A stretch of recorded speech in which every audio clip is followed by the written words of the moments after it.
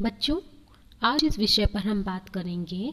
हमारा चर्चा का विषय रहेगा आहार एवं पोषण। आहार एवं पोषण, जिसे इंग्लिश में फूड एंड न्यूट्रिशन कहा जाता है। एग्रीकल्चर ज्योग्राफी का एक इम्पॉर्टेंट टॉपिक है फूड एंड न्यूट्रिशन। अब फूड का मतलब आप सब जानते हैं आहार, और न्यूट्रिशन का मतलब पोषण। तो आज हम बात करेंगे इसके सम्मिलित रूप पर आहार और पोषण के बारे में। अब आप सब अच्छी तरह से जानते हैं कि आहार की आवश्यकता दो प्रकार की होती है। एक होता है परिमाणात्मक यानी क्वांटिटिव, जिसके अभाव में अल्प पोषण यानी अंडर न्यूरिशमेंट हो जाता है, और जिसका अत्यंत रूप भुखमरी के रूप में देखा जाता है। और दूसरा होता है गुणात्मक यानी क्वालिटेटिव, जिसके अभाव में कुपोषण एवं हीनान रोग डेफिशिएंसी डिजीज का उद्भव होता है। कुपोषण अधिक घातक होता है क्योंकि इसमें व्यक्ति को उस बीमारी या कमजोरी का पता ही नहीं लग पाता है जो प्रच्छन्न रूप से उससे खाई जा रही है। तो आपको आया बात समझ में कि हम सबसे पहले बात करें कि जो हमारा फूड होता है, वो फूड जो होता है उसकी हमें जो आवश्यकता होती है, जो हमारी नीड है फूड को लेकर, जो हमारे लिए फूड नेसेसरी है, उसकी रिक्वायरमेंट भी हमारे लिए टू टाइप्स की हो गई। एक हो गई क्वांटिटिव और एक हो गई क्वालिटेटिव। क्वांटिटिव का मतलब परिमाणात्मक, मतलब मात्रा, जिसके अभाव में क्या होगा, अल्प पोषण यानी हम अंडर नरिशमेंट के शिकार हो जाएंगे, और जिसका अत्यंत रूप भुखमरी में देखा जा सकता है। मतलब जो आहार है हम उसकी क्वांटिटी की बात करेंगे, और अगर उस क्वांटिटी में अगर हमें वो आहार नहीं मिल रहा है तो हम अंडर नरिशमेंट के अंतर्गत आ जाएंगे। और फिर उसी का अगर रूप, अंडर नरिशमेंट का रूप अगर बढ़ता जाएगा यानी अल्प पोषण का रूप अगर बढ़ता चला जाएगा, तो हम किस रूप में आ जाएंगे, तो फिर वो भुखमरी के रूप में देखा जाता है। यानी कोई अगर अंडर नरिशमेंट का शिकार है व्यक्ति, तो वह उसका ही भयानक रूप अगर हम देखें तो इसका मतलब है कि वो भुखमरी से ग्रसित है। दूसरा होता है क्वालिटेटिव। क्वालिटेटिव मतलब होता है गुणात्मक, है ना, कि खाना तो हम खा रहे हैं, लेकिन हमें जो खाना खाना है उस खाने में वो सारी क्वालिटियां हैं जो हमारी बॉडी की रिक्वायरमेंट है ना, जिसके अभाव में हम क्या हो जाएंगे, मल न्यूट्रिशन के शिकार हो जाएंगे और हमें कई डेफिशिएंसी लग जाएंगी। आपको बात समझ में आई कि हम खाना तो रोज खा रहे हैं, आहार तो हम रोज ग्रहण कर रहे हैं, लेकिन उस खाने में वो क्वालिटी नहीं है, या जो खाना हम खा रहे हैं उस खाने की वो क्वालिटी नहीं है जो हमारी बॉडी की रिक्वायरमेंट है। तो खाना तो आप रोज खा रहे हैं, लेकिन आप वो खाना नहीं खा रहे जो आपकी बॉडी की डिमांड है या रिक्वायरमेंट है। तो इसके कारण क्या होता है, मल न्यूट्रिशन के हम शिकार हो जाते हैं। उसमें तो अल्प पोषण के शिकार हो रहे थे, लेकिन इसमें हम कुपोषण यानी मल न्यूट्रिशन के शिकार हो जाते हैं, और फिर इसके परिणाम स्वरूप ही क्या होता है, हमारी बॉडी में कई डेफिशिएंसियां डेवलप हो जाती हैं। तो कुपोषण अधिक घातक है क्योंकि इसमें व्यक्ति को उस बीमारी या कमजोरी का पता ही नहीं लग पाता, क्योंकि वो तो ये सोचता ना, भाई मैं तो दोनों टाइम खाना खा रहा हूँ, मैं हर चीज खा रहा हूँ, पी रहा हूँ, तो अंदर ही अंदर उसे क्या हो रहा है, मल न्यूट्रिशन के कारण कमजोरी आने लगेगी, बीमारी ग्रसित होने लगेगी, लेकिन अंदर ही अंदर उस व्यक्ति को ये बात पता ही नहीं चल पाती है कि उसे अंदर ही अंदर कोई बीमारी खाए जा रही है। तो कहने का मतलब ये हुआ कि क्वालिटेटिव वाली जो हम बात कर रहे हैं, जिसमें कुपोषण का शिकार व्यक्ति हो जाता है, वो ज्यादा खतरनाक है बजाय क्वांटिटिव वाले में जिसमें अल्प पोषण का शिकार होता है। भारत के राष्ट्रीय पोषण संस्थान हैदराबाद ने आहार एटलस में शुद्ध शाकाहारी यानी कि हमारी जो जनसंख्या है 28% तथा गैर शाकाहारी लोगों के लिए अलग अलग संतुलित आहार मापकों का विकास किया है, जिससे लोगों की कैलोरी और प्रोटीन की आवश्यकताओं की पूर्ति हो सके। अब भारत में हैदराबाद में जो इसका संस्थान है, राष्ट्रीय पोषण संस्थान, उसने एक एटलस निकाली है। उस एटलस में जो लोग नॉन वेजिटेरियन हैं या जो लोग वेजिटेरियंस हैं, उन लोगों के लिए कि प्रतिदिन उन लोगों को कितनी कैलोरीज और कितनी प्रोटीन की आवश्यकता है, इसकी एक एटलस निकाली है।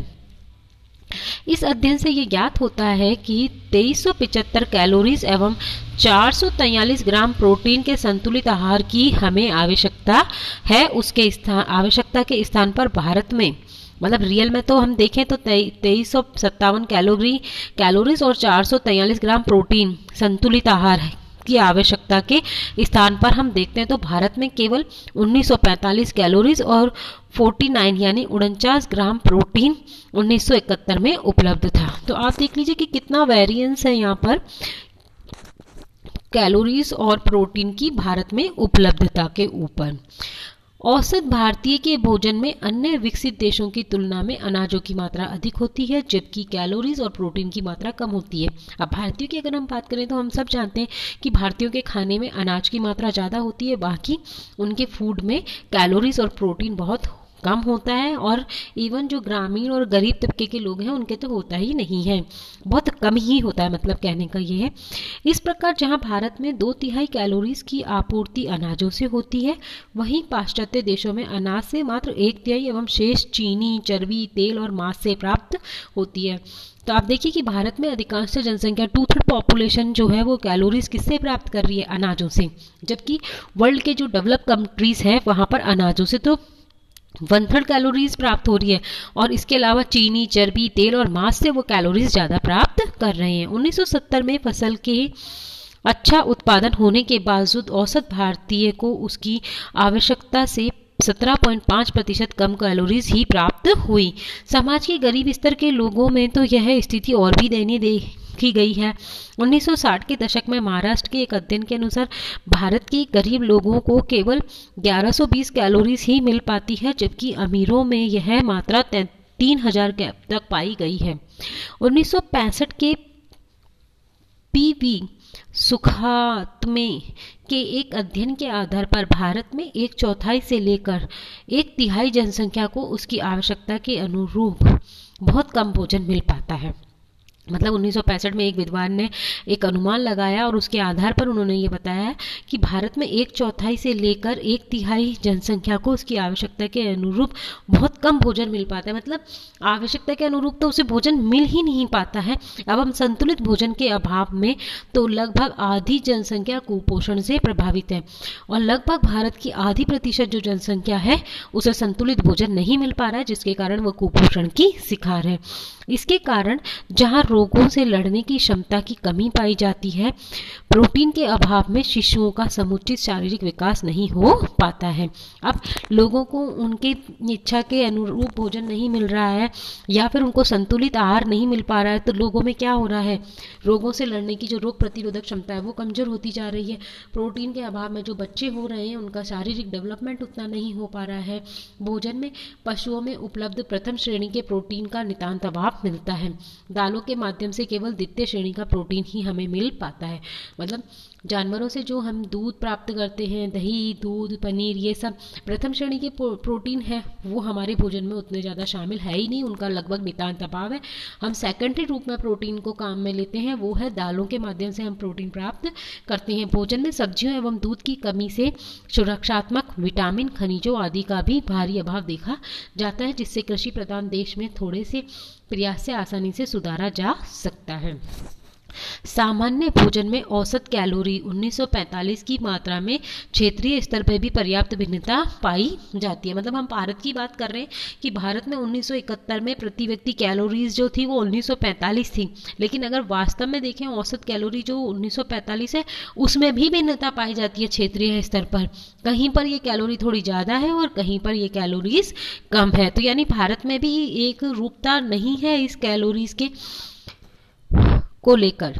आर्थिक समृद्धि के बजाय इसमें उगाई जाने वाली फसलों की किस्मों और जलवायु दशाओं का अधिक प्रभाव परिलक्षित होता है। सामान्यतः गेहूं उत्पादन क्षेत्रों में भोजन के स्तर एवं प्रोटीन की मात्रा में उच्चता पाई जाती है। जम्मू कश्मीर में चावल, मक्का एवं गेहूं मुख्य भोज्य पदार्थ हैं, परंतु शीत जलवायु एवं धार्मिकता पाई जाती। जम्मू कश्मीर में चावल, मक्का और गेहूं मुख्य भोज्य पदार्थ हैं।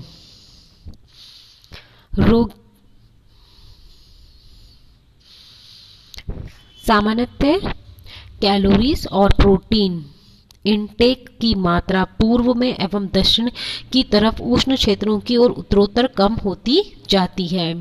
एक अध्ययन के अनुसार तमिलनाडु में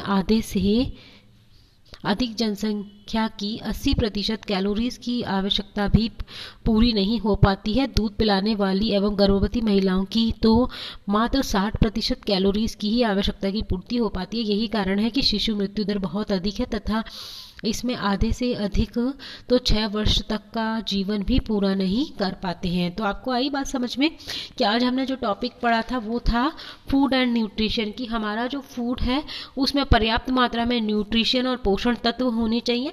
अगर पोषण तत्वों का हमारे भोजन में अभाव होगा तो हम कुपोषण के या अल्प पोषण के शिकार हो जाएंगे। और अल्प पोषण का शिकार इतना ज़्यादा खतरनाक या दुखदायी नहीं है जितना कुपोषण का, क्योंकि कुपोषण में हमें पता ही नहीं चलता है कि हम मल न्यूट्रिशन के शिकार होते जा रहे हैं।